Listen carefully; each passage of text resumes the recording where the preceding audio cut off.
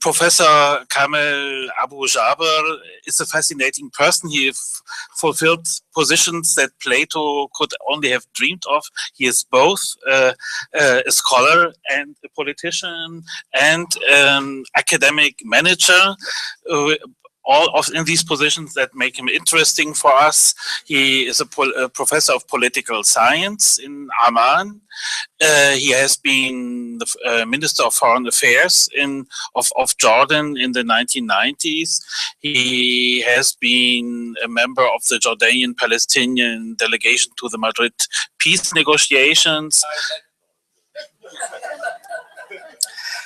And he has been the director of the Royal Institute of Interfaith Studies. And beside that, he's a very humble, nice, and most intelligent person that has impressed me at many occasions with his sharp insights and leaves me with limited respect for Jordanian intelligence and foresight for political events. So you are addressing a very timely topic, namely what the Arab Spring means to interreligious dialogue. Interreligious dialogue is probably in crisis, and you should. Well, thank you very much, Professor Scheffler, for these very kind and lovely words. And I'm pleased that you say them while my wife is in the audience. Maybe she may believe some of them. We hope. Second point, I'd like to thank the organizers of this very fascinating and very, very rich meeting that we have had yesterday and today. And really, I think we're saturated. In a way, I'm thankful to the Lord that I am the last speaker because you're terribly exhausted by now. Anything I say will be either forgotten or impressive, well, whatever the case may be. I'm supposed to speak about interreligious dialogue, a failed experiment. The title was chosen by Scheffler, I think. Okay, and I agreed to it immediately because it struck a beautiful chord in my mind. It is a failed experiment. And this is an answer. Yes, there's a. Yesterday or a few days ago, the Pope Francis was in Turkey. He prayed in Hagia Sophia, which once was a great cathedral of Christianity, and now it's a museum. And then he prayed in the Blue Mosque and in the Ahmadi Mosque, etc. And Pope Francis spoke about the need for dialogue and the renewed dialogue between Christians, Muslims, and the Jews.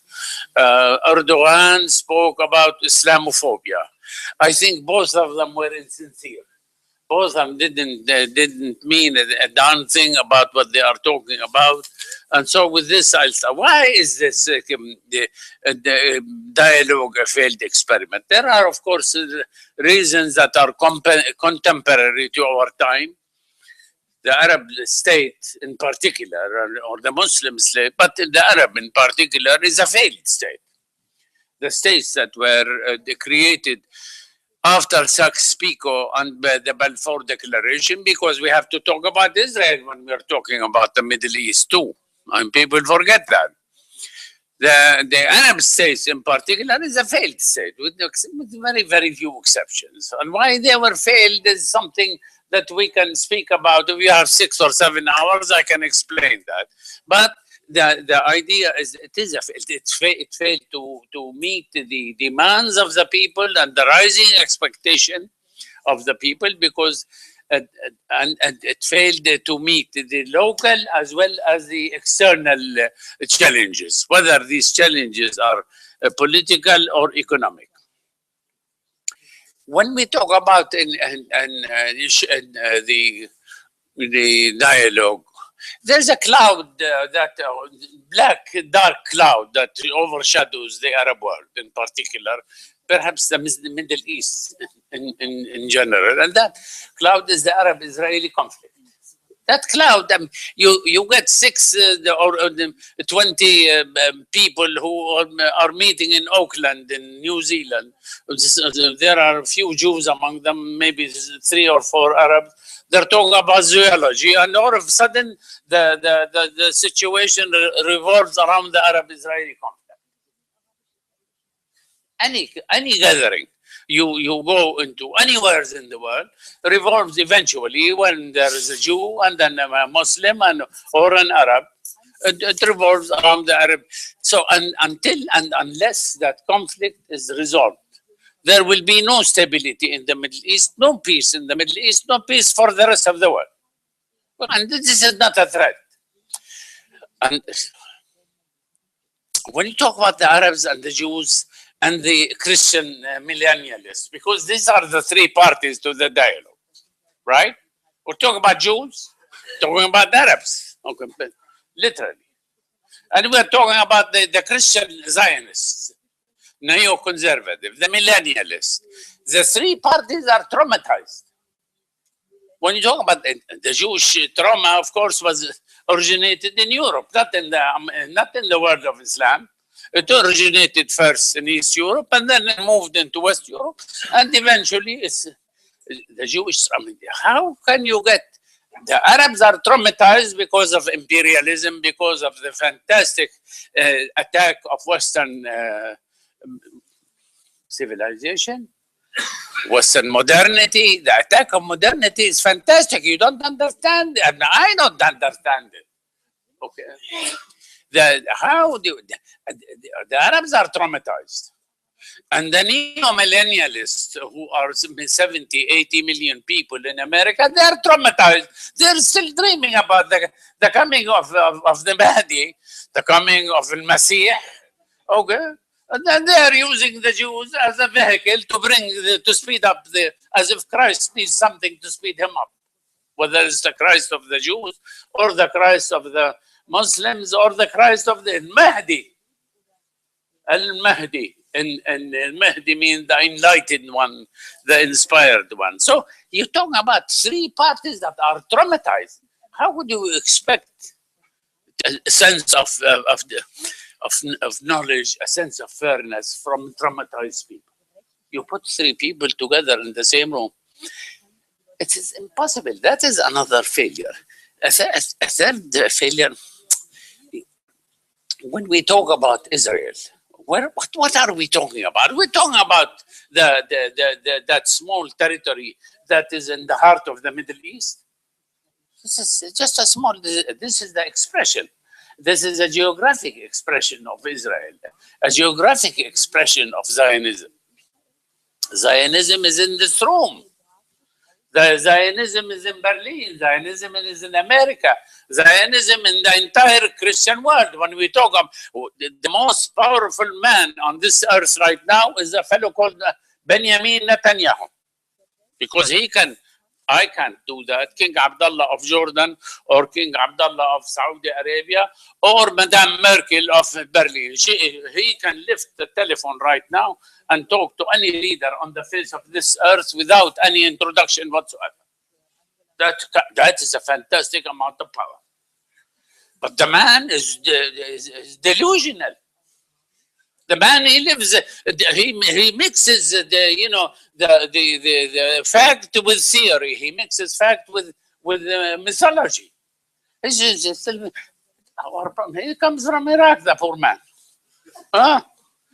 Our problems originated in Iraq with a fellow called Abraham.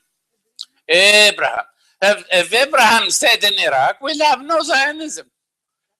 If Abraham stayed in Iraq, why did Abraham decide to move outside? This is the curse of Jordan. That today, because we live that. You sit in Amman or in Beirut or in Cairo and Baghdad and you listen to some intellectuals. They talk about Abraham and Sarah, Ishaq, as if they had dinner with them last night. I mean, for you, this is a story that is in the Bible. You tell it around Christmas time, and you have schnitzels and beer. But for us, this is, Abraham is a living creature in Amman.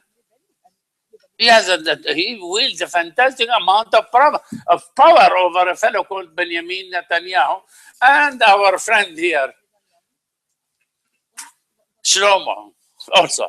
Because he's a Jew, he's a Semite. And yesterday I said, when you talk about how can you get a sense of direction, a sense of, look, I dream of peace in the Middle East. I had the honor of leading both the Palestinian and the Jordanian delegation to the Madrid because I believe in peace. Okay, so what I am saying is that how can you have peace with the people that have no logic? We are illogical people, and then the Jews are illogical with us too. I mean, we think, we don't know where the mythology starts and where the reality is. We mix things, we mix images. This is something, and then on top of that, we have no mediator. Merkel goes to the 60th anniversary of Israel when was that 60th? 2-3 years ago. Merkel goes and Cameroon and Bush and Berlusconi. The birth of Israel is the birth of Western civilization. The four of them, in different ways, say these things. Because, you know, when we talk about the West, we're talking about a reality. I mean, the West has never left the Middle East. Theoretically, we got independence after First World War. Theoretically, mind you, with a lot. Not only 2 inverted commas here and 2, but maybe 18 inverted commas here and inverted commas here. They have never left. What are the policies of the West? Because when you talk about failed experiments, you have to think about the third party, which is America is our neighbor. Germany is a neighbor of Jordan, a physical neighbor, not a theoretical neighbor. France is the West. They are a physical neighbor of the Middle East. They have never left the Middle East. And this is something you have to think about. Because we have, what are the policies of these Western countries in this? Oil, the free flow of oil, the protection of the Mamarat. So what is Mamarat? The passageways of the Suez Canal. Okay, because 1973 war was not really a war to get Egypt liberated. It was a war to liberate the Suez Canal so that the flow of oil and the flow of goods and services will continue unabated. And if you remember, recall that maybe 80% of the world trade, the meaningful world trade, passes through the Suez Canal, you will understand what I'm talking. And the third one that is Israel. This is Israel and the security of Israel. I'm all for the security of Israel, but please do not forget I need security too. As an Arab, I need security. And it's not just Israel that wants security. I can understand the concern of the Israelis for security, but I think it's over-exaggerated. And the fourth unseen policy of the West in the Arab world, in particular, because I have to make a differentiation. The West has no problem with Islam. There are excellent relations with Turkey, with Iran until the revolution, and promised with Iran it will be very good. It's already very good, but it will be formalized very soon with Pakistan, with Indonesia that has more Muslims than the entire Arab world, with Malaysia. The relations are excellent. The problem is with the Arabs. This is what the Western problem is. And why with the Arabs? Again, because of the Zionist factor. Again, and this is why I say we all come around and talk about the problem of the Palestinian issue. the issue of Palestine. And once again, when we talk about Israel, we are not talking about as a geography. We're talking about an image. We're talking about an image that has been embedded in Western mentality, in Western culture, in Western music, in Western literature. But this is a fact. With the fact that the Arabs do not understand, and they have no idea how to cope with. This is something that we have to think about, because I heard yesterday and today, and then several other things, beautiful ideas about how to deal with it. But the problem that the mother of all problems, I hate to quote Saddam Hussein. He was always talking about the mother of all battles and the mother of all this and the mother of all that. So, but I have to quote him because it makes some sense here. The mother of all problems, I think, dialogue in particular, is that of the Arab-Israeli conflict. And one probably last remark I like to make with you, because I like to have a dialogue rather than just to deliver a lecture. I dreamt that when the Pope in 1965 issued the Nostra Aetate, reconciling Christianity with Judaism and exonerating the Jews from the crucifixion of the Lord Jesus, I had dreamt at that time that this will be followed by a reconciliation between Christianity, Judaism, and Islam. To be the truth, the statement does say a word or two nice about Islam, but it's left at that, as if the papacy wanted to register that it did something, but they had no idea, no intention whatsoever of following up with it. Dialogue between who? And who's going to do the dialogue of I met before and after I became the director of interfaith studies. I met probably with 50, 60 conferences over the years over that issue. To begin with, the invitees are already converted people. The converted who are talking to the converted. Jews speak very nicely to Christians, and Christians speak nicely to Muslims, and Muslims praise Jews, and everybody praises everybody. Everybody has lots of good coffee, nice lunches, and then they go away. Maybe a book will be started, which will be stashed on some shelf, and nobody will ever read it ever after. The dialogue has not been sincere, because it failed to reach two very important people in the society. It failed to reach Madame Merkel. It failed to reach King Abdullah of Jordan. It failed to reach Obama. It failed to reach, what I'm saying, it failed to reach the decision makers who can make a difference, especially in the Arab world, especially in any society, because in any society, the most important social actor is the government. The most important society in Germany is the government of Germany. The same thing in Jordan, the same thing in America. That is the government. It failed, the dialogue failed to reach the decision maker. The decision maker is not listening. He doesn't even read about it, because who cares about 50, 60 intellectuals, maybe a few rabbis and a few sheikhs and a few priests meeting together in Amman or in Ankara? Who cares? I mean, they're very nice. He doesn't care about that. The dialogue failed to reach the man of the street. This explains Daesh. This explains the frustration of Al-Qaeda before that. It explains that the Jews do not understand the Arabs. It explains why the Arabs do not understand the Jews. It explains the whole godforsaken thing. And so I have been calling over the last few years for a summit, an international summit of leaders. It's similar to the summit on women in Beijing, similar to the summit, social summit of Copenhagen, to be concentrated on religion.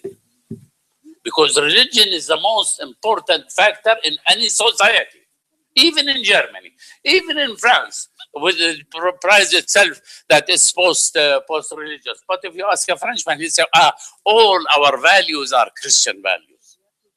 If you ask a German, all our values are Christian values. So the religion is terribly, terribly important. And nobody has really tackled the problem of religion in a proper. How much religion do I want in the state? In Jordan. How much religion do you want of Germany, the German government? How much do you want, how much government do you want in religion? You can't obliterate religion, obviously. The Soviets tried it. Karl Marx, God bless him. He tried to obliterate religion. He called it the opium of the masses. Yes, it is. Religion is intoxicating. That's for God's forsaken sure. Well, how do you explain American sitting in the Bible Belt being crazy about a place in Bethlehem? What connection do they have with the thing? How do you explain the man from Brooklyn called Benjamin Netanyahu, who has a very good life there? He can have 60 kinds of cheese for breakfast.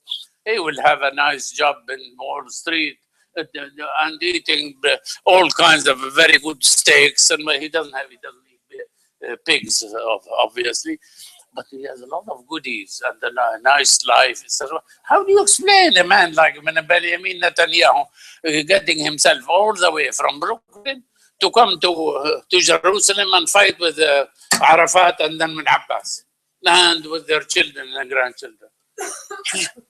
This is the religion. Nobody has tackled seriously the problem of religion in any and in all societies on the face of this earth. This is true in India, by the way. It is true in Japan. It is true in Israel. Israel now is talking about itself a Jewish state. God bless us all. I mean, well, why do they raise the question of being Jews or not Jews? Anybody in this fool from outer space knows that Jews in Israel are Jews. And that the government they have is Jewish. It's not Muslim. It's certainly not Christian. And it's certainly not Buddhist. I mean, why do you raise that question in the first place? Okay. What is the reason behind that? Somebody raised, and this is something I like to, the Christians of the Middle East, of which I am one. I'm a fossil now because we're dwindling. We're talking about fossils in the Middle East. We're not talking about communities and fossils that are being literally eaten away. In Jordan, in the 1950s, we had something like 10-15% of the population Christian. Now, less than 2.5%. In Lebanon, they have dwindled. And the Lebanese are excellent in manipulating of statistics. They still maintain that they have a plurality. God only knows. Okay. In Iraq, there's 1,800,000 2 years ago. There is less than 400,000 now. In Syria, God knows what is happening in Syria. And in Egypt, they're harassed, etc. But they're caught between the Jewish fundamentalism and Islamic fundamentalism. I mean, there's no way. I mean, look, and again, I'm not trying to be nasty, or I'm just trying to explain to you what I believe. I have a dream of peace. And I have a dream that our region that has been the creator and the producer of some of the greatest ideas in the history of man, Judaism, Christianity and Islam. You're Christians because of me. I got some German preachers coming to Amman, preaching to me about Christianity. They forgot that they became Christian because of me. this is something, this idea, the need to resolve this conflict is a matter for you. Maybe it is an interesting topic for a seminar. It's, you know, it's good conversation, or maybe it is a nice film that you see on television, or a nice novel you read once in a while. For me, it's a matter of life and death. I'm not talking about something mythological or from out of space. I'm talking about my life, my children's life, the life of the children of Israel. Because this, we have to get these people out of this death wish that we have. Daesh is a death wish. And so is Netanyahu is a death wish. I mean, again, these are the things that we have to think very, very, very, very carefully about. You see, when the Middle East, I told you yesterday, or today, I think, nobody noticed the significance of the collapse of the Ottoman Empire. This is the last thought I want to think. The Ottoman Empire was like my father, God rest his soul, said, it was like an umbrella over the entire region. It kept the Jews, because the Jews are part of the Middle East. I mean, I know there are Menachem Begin comes from Poland. I stopped talking about rights and wrongs. I think about the future. The future is more important. Who's right and who's wrong when both are dead? This is something that has got to stop. The significance of the collapse of the Ottoman Empire has never been studied, either by us, the Arabs, or by the Turks, of course. Which cut themselves from they cut themselves from their own history with the idea of KAMEL Atatürk. Foolish idea of secularism. Secularism, I mean, we see the circle goes down now. Erdogan is a mullah. Erdogan is a sheikh in a modern garb. I mean, somebody says about the Kurds are secular. Now they are secular. Atatürk was secular 50 years ago. And Turkey was secular 50 years ago. The same thing that happened in Turkey will happen to the Kurds too, because what Falih just said about the fantastic grip of the Islam on the body, on the soul, on the makeup, on the identity and the nature of the human being, of the Muslim. The grip is only similar to the grip that Judaism has on the Jews. It's a fantastic force. It is not just for some, maybe the Germans on Sunday, they go out once in a while to the church, and then they come home and they have the ham and cheese. I shouldn't speak about ham and in front of Muslims and Jews. They come for their lunches or ham and whatever it is, and they enjoy, and then that's it. It's a very nice occasion to have a Christmas. Beautiful trees, which, by the way, the Germans invented. It is not a Christian idea. This is not the case with the Muslim or with the Jew. It is not a Sunday affair. Okay. So, where was I? We are undergoing a civilizational shift. Okay. Which we have no idea about it. We are in the middle, in the process of it, in the grip of it. We are in the middle of it. I, as an Arab, I think of myself as semi-intelligent, almost literate. Okay, I have put my 1 foot here is groping the present, thinking about the future. Because the fantastic grip of history on my mind. Talk about myself. The fantastic grip of history on the Arab and the Jewish mind. We live in history. We live in history. Okay, that could have been beautiful if we were peaceful. If we can use that history towards making our life. So to go back to that, no one understands yet the immense and fantastic consequence of the collapse of the Ottoman Empire. The Ottoman Empire was al-marji'iyya in Arabic, the source for the politics, the source for society, the source for economics, the source for religion, the source for whatever it is. No one will dare question the authority of the Khalifa when he issues a fatwa. That's it. Shaykh al-Islam spoke. All Muslims from Indonesia to Morocco will take heed and will respect that fatwa. Today, who do I believe? I believe Sheikh Qardawi, who's an instrument of the Qatari Jazeera, or I believe Sheikh Al-Azhar. Okay, with all due respect to the Azhar as a university, as a religious institute, or I believe our Sheikh in Amman, or Shuyukh in Amman. In Amman, we probably have about 50 shuyukhs who are issuing fatwas left and right.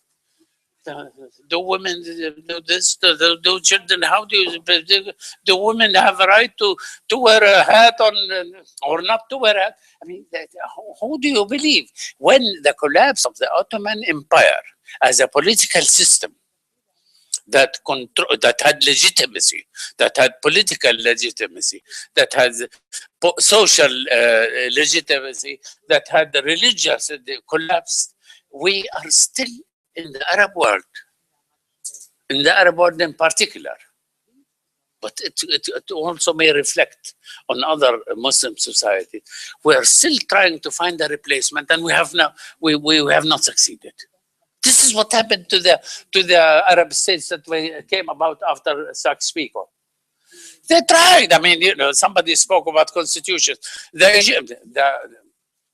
Egyptian constitution of 1923 was a literal translation of the Belgian constitution. They put a few comments and here and there, but literal. Then came the intelligent lawyers of Damascus, and they took it over, and it became the constitution of Syria, and then the constitution of Jordan. And this it introduced new ideas, new fantastic ideas. Do I have more time, or I'm finished? Yes, time is part of spirituality. So. Okay. Let me finish this thought here. It introduced the new idea, musawa. It introduced the idea of equality. Again, and then of course it introduced the idea of Islam in the second article. Every state in the Middle East, including now Syria, Hafez al-Assad resisted strongly to have the second article of every constitution. They inserted the idea Islam is the religion of the state. Islam din al-dawla. What does that mean? Islam din al-dawla to a Shia in Iraq, or to a Christian in Lebanon, or to a Christian in Jordan. Okay. It introduced the idea of equality. Beautiful equality, but equality, as far as we are concerned in the Arab world, with our mosaic culture in Jordan or in Lebanon or in Syria or in Iraq, equality is before God. It's not equality before the state, because we were never equal before the state. We never expected to be equal. Everybody knew his place in life, because there is a difference between political equality and social equality. Or, is a Durzi, once again, I pose the question, is a Durzi in Lebanon equal to a Maronite? Or a Baha'i in Amman equal to a Muslim? Okay, or a Christian in Iraq equal to Tal Kayfi بيسموه. Okay, before that, everybody knew in the Mosaic culture. In Jordan, in Amman, you go until now into an apartment house of 10, 15 apartments in it. There is in it, we don't never had Jews in Jordan. But let's change it. Let's say Iraq.